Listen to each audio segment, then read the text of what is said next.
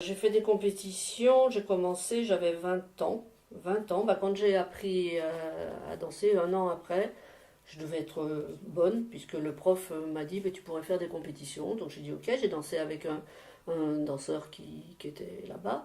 Après j'ai rencontré mon mari qui avait pris aussi des cours, pas dans la même école, et on s'est mis à faire des compétitions. Il y a plusieurs niveaux, hein, il y a 5 niveaux, tout doucement, tranquillement. Et il faut savoir aussi que mon ex-mari était un champion de gym sur agrès.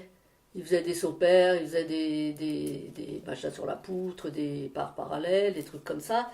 Donc le côté acrobatique l'a énormément intéressé. D'ailleurs, il était très bon. C'est moi qui n'étais pas tout à fait très bonne, on va dire. Donc voilà, ça a duré pas mal de temps. Sauf que après, ça a envahi notre quotidien. Et je pense que c'est un petit peu une des parties responsables du divorce. Parce que après, on s'est mis prof de danse. Enfin, c'est moi qui ai voulu être prof de danse. Après, évidemment, il m'a suivi. Et tous les week-ends, on était en compète, quoi. D'ailleurs, il est toujours, il est juge international.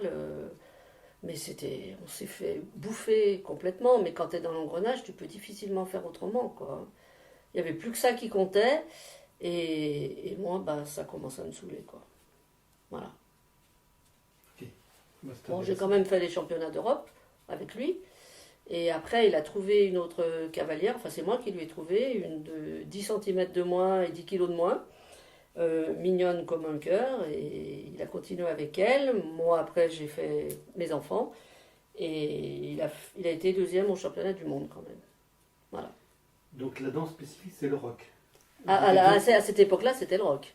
À cette époque-là, il y avait que ça. Parce que quand je me suis arrêtée de faire du rock acrobatique, que je dansais plus avec mon mari, puisque mon mari dansait avec cette nouvelle cavalière, j'aurais aimé faire autre chose comme il y a maintenant, du West Coast Swing, mais ça n'existait pas.